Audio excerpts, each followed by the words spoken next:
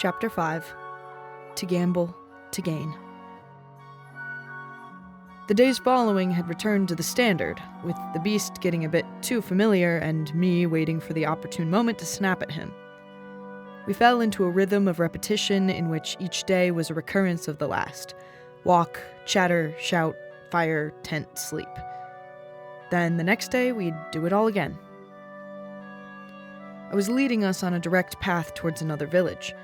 I only knew of a few in the vicinity of where I'd lived, and this one was by far the closest. It was closer to the city as well, just much further east. It was still within the reach of the harsh climate of the north, but being sheltered by the mountains instead of laid bare upon them meant that it was a much milder place to live. There were other small settlements that the thing could have pursued, some of them being much further into the mountains, but for some reason I found myself drawn to this one.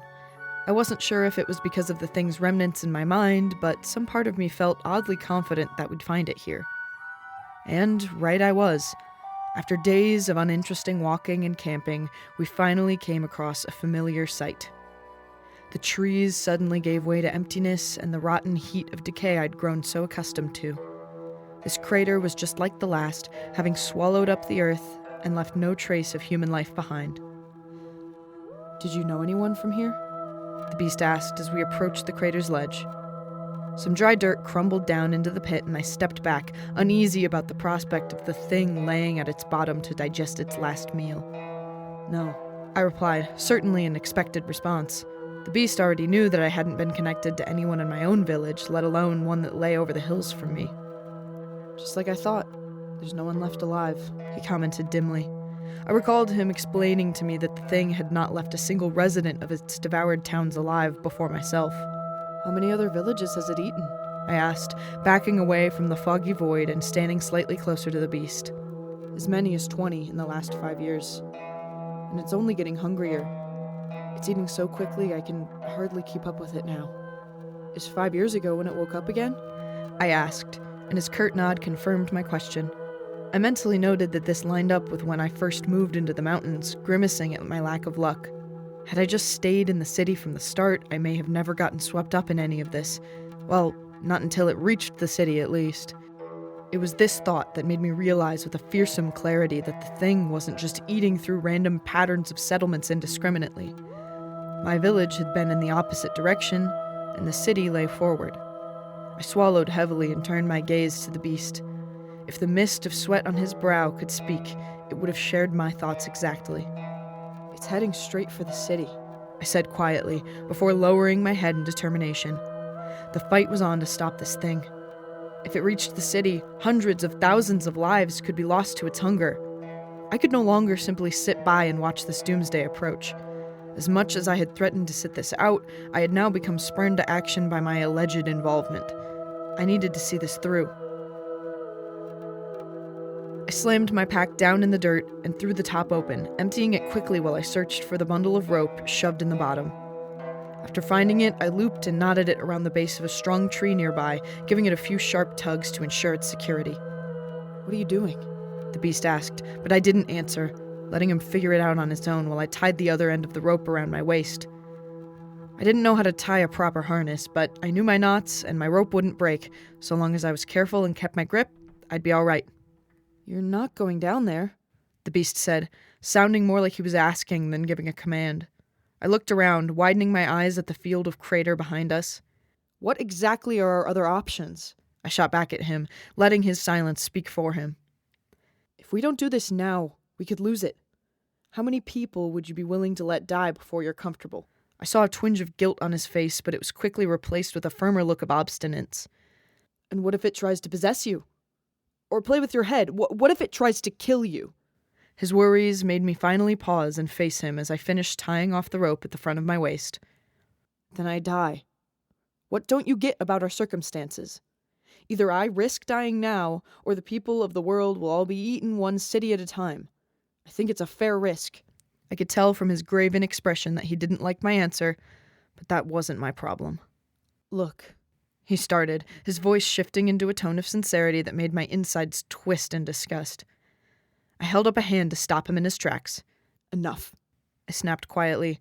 "Whatever sentimental shit you're about to say, just keep it to yourself. I don't need to hear it, and you really have no business getting any closer to me." "Why not?" he asked, his puppy dog face making me grimace. Was he seriously doing this now? I took a deep breath in, preparing myself to deliver the barest truth of my soul. The reason I kept him at an arm's distance was information that I'd held close to my chest until now, but our travels together had pried the words out of me like a mountain panther dragging its prey into the night. "Because I don't fucking like you," I said, my words straight and factual. He seemed genuinely taken aback, and I snorted to myself as I could read his thoughts clearly plastered on his face. "But everybody likes me. How fucking predictable." I began walking towards the edge of the crater again, throwing the large coil of rope straight into the beast's chest. I wasn't sure if he was a master repeller or anything, but I'd witnessed his inhuman strength firsthand. "Don't drop me or I'll kill you," I threatened. "Wait," he said, a deep frown of dissatisfaction etched onto his face. He didn't like our circumstances, but he knew as well as I did that we were running out of options and time. He dug a hand into the inner pocket of his suit, pulling out the ethereal silver hilt of the magical blade. He'd kept this thing so close to his chest until now, it nearly surprised me that he was willing to hand it over so easily. "I know the scholars said that this wouldn't help, but you should take it anyway. It might help you buy some time to get away." His face was sad, as though he'd already accepted that I'd die down there. Maybe I had too, but it inspired no fear in me. Perhaps just a mild, distant annoyance was all I felt at the thought of not returning. "Thanks," I said flatly, shoving it into my belt alongside my other tools. Again, I approached the edge, staring down the endless chasm. There was a nearly imperceptible angle to it, sloping inward very gradually until it came to a singular point at the bottom. I took a calming breath, turning my back towards the crater. The beast and I shared a tense nod before I took a small step backwards, plunging myself into the infinite fog.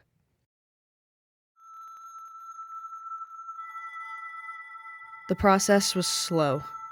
The beast refused to lower me down at anything close to a reasonable rate out of fear that the knots would give out.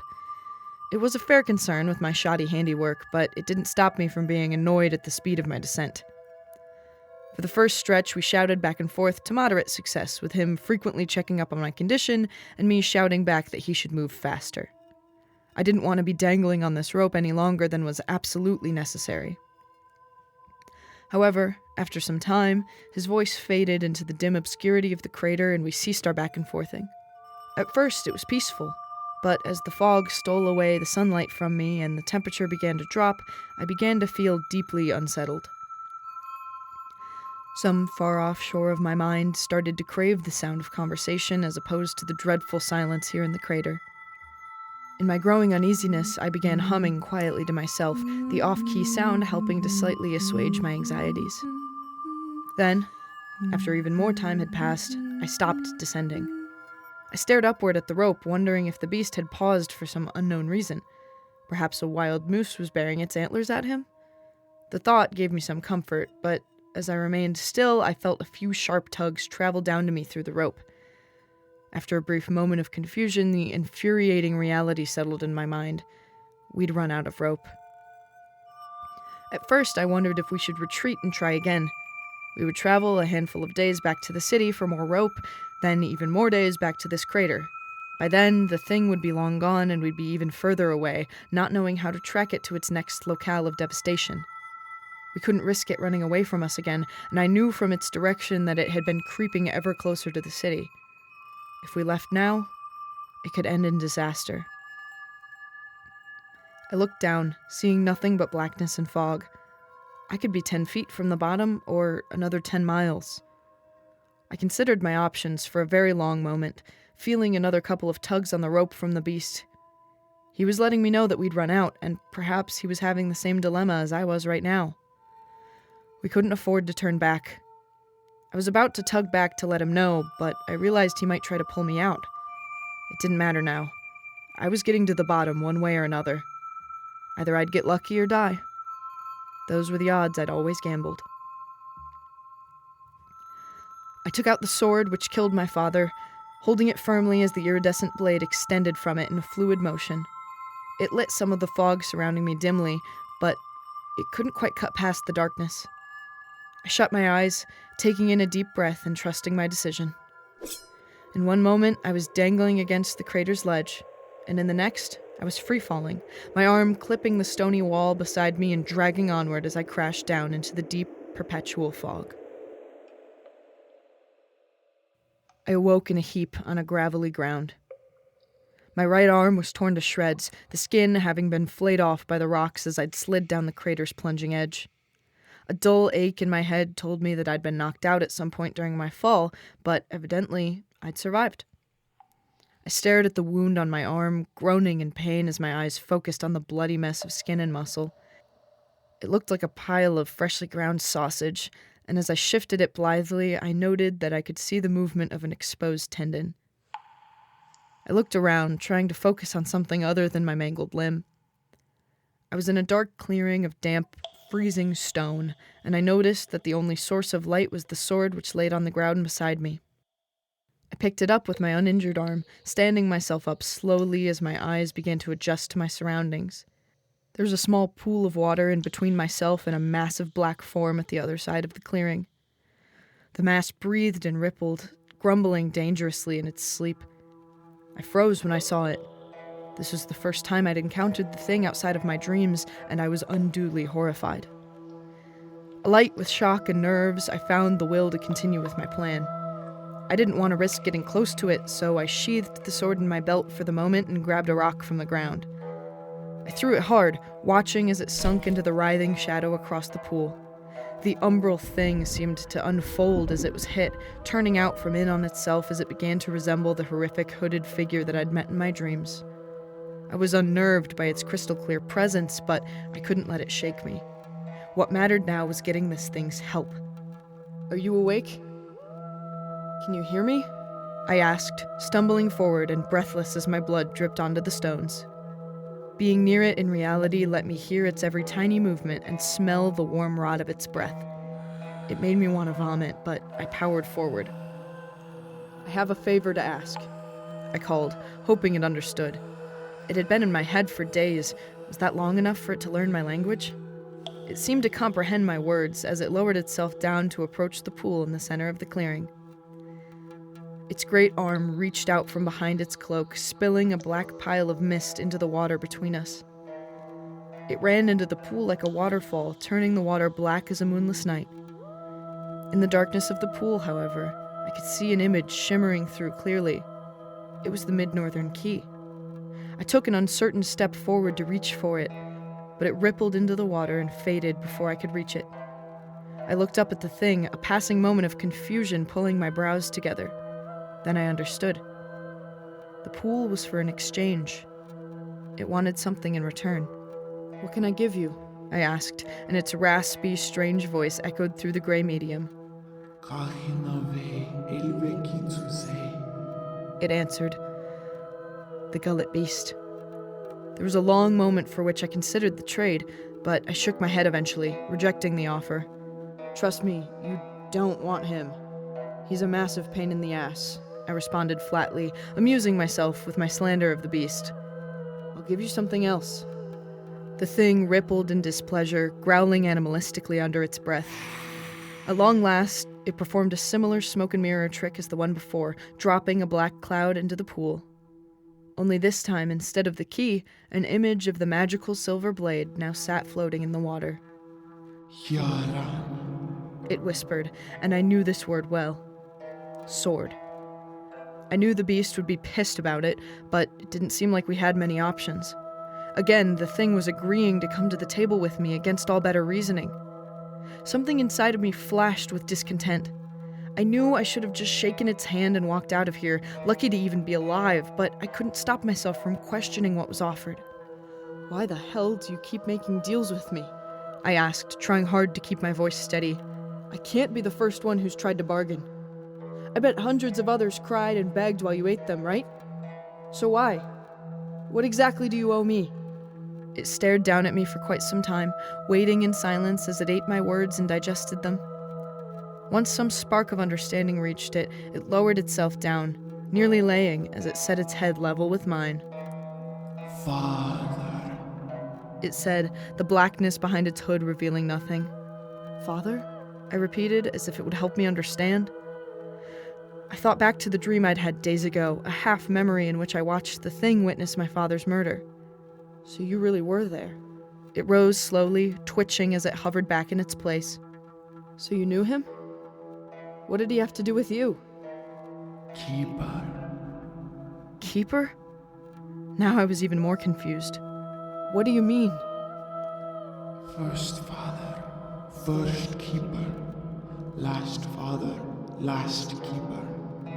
Clearly, it had lost some language after leaving my head. Vina, I commanded. Explain. But I'd pushed my luck too far, and the thing clammed up, unwilling to shed any light on what it had told me. It pointed again to the pool in between us with the ghost-like image of the sword. I sighed, deciding that I'd gotten what I paid for in terms of information. I'll take that deal, I said at last, extending a hand across the pool. It seemed unfamiliar with the concept of a handshake, as it snatched me by the wrist of my injured arm and lifted me clear off the ground before plunging me back into the water. Instead of landing against the shallow rock underneath the puddle, I was plunged into a deep black ocean whose bottomlessness swallowed me up like a great hole in the earth. The air escaped from my lungs, and no amount of screaming or desperate writhing would bring me any closer to the surface. Finally, when my body began to surrender and convulse with the throes of oncoming death, I bolted upright from the water. No, not the water. When had I gotten back to the surface? The wetness I felt from being plunged into that pool had carried over into my suddenly waking state. I was drenched in sweat, my hair sticking awkwardly to the side of my face as the salty liquid dribbled down my head and neck. My new underclothes were already ruined, and in my attempt to move myself, I quickly discovered a newfound weakness in my body. I felt as though I'd been convulsing uncontrollably, each of my muscles screaming out in fatigue. My vision was blurred, but I could make out a vague silhouette of the beast flitting quickly to and fro as he watched over me. I began to notice that my hearing was gone, too, though it was slowly, delicately returning to me. The first thing I started to hear was the beast's muffled voice, sounding at first like a fat bumblebee buzzing aimlessly in my direction. Across the next moment, his words became more coherent and crisp. Then, like breaching the surface of a deep, murky river, the noise around me rang clear in a single instant. He was panicking. Oh gods, oh gods, oh gods, holy shit! Please wake up, please wake up! Can you hear me? Hey, I said can you hear me? Oh no. Oh gods, what do I do? What do I have to do? Wake up! Wake up! His frantic state only worsened my body aches, and so I raised a shaky hand to place fully over his mouth. He froze, staring at me wide-eyed as his panic simmered down into simple concern. Could you please shut the hell up? I wheezed weakly, each word taking considerable effort. He nodded instantly, leaning down and beginning to slide his arms underneath me. I imagined he was going to attempt to lift me somewhere else, but I stopped him with a punch that came with all the strength of a drunken infant. I'll do it myself, I scolded, staring him down. I watched his face contort as he mentally wrestled with the thought of disobeying, but in the end he decided to listen for once. What happened to you? He asked softly, giving me that damned puppy dog look yet again. I didn't answer him, instead taking a long moment to gather my surroundings. I was back at the edge of the crater, laying on the ground a few dozen feet from the cliff. I still had the cut rope attached to my waist and legs, and my arm was still badly mangled, though it seemed like the bleeding had slowed a great deal. I couldn't remember a hint of what had happened to me after being plunged into that pool. How did I get here? I asked, despising the way my voice trembled. I felt as though I was hearing myself from some far-off place through another person's ears. The omnipotent sensation made me queasy, and I suddenly retched into the poor, hardy saplings that were barely beginning to sprout beside me. I don't know, the rope snapped. I felt you fall, and then all I could see was smoke for a minute, and... The beast paused his rambling when he saw the end of the rope still attached to my waist, cut with surgical precision. The sword was gone from my belt, telling a clear tale that required no explanation from me. You cut it? He asked softly, hardly believing the reality he was seeing. Wouldn't have reached the bottom otherwise, I replied, sitting in a heap on the ground as I let the pain and aches rack my body. Of all the stupid, suicidal decisions you could have made, why did you trust that thing would save you? I didn't. I let the silence settle in between us for a moment, giving him a chance to calm himself down. I didn't know if it would save me or kill me. I didn't know how far the fall was. I didn't even know if it was down there. But what other choice did I have? You bring yourself back up here and live to kill it another day. His words were frustratingly simple. I wanted to roll my eyes and brush it off as the naivety of someone who'd never truly had anything at stake, but part of me recognized that he was correct. I'd gotten so into my own head about needing to confront the thing right here and right now that no other option seemed worthwhile. A heavy risk of death became a better choice for me against all stronger logic, and for the first time in a while, I felt scared. My rationale, something that I had relied on for its steadfast certitude, had been compromised in a single moment. I steeled myself against the pain and sat up slowly, reaching a hand into my belt. Buried in the leather holster in which the sword had been carried now sat the item we'd been searching for. I pulled out the small clay tablet, handling it as delicately as I could while glancing over the symbols to ensure that it was real. It was just as I remembered it, 9 languages which could be read with ease by any scholar of the ancient world, and one that not a single mage or professor had even begun to decipher. The prize of my task, the Mid-Northern Key. I stared at the beast, leveling my gaze not in anger, but in a firm look of certainty in my actions. I never bet when I can't win.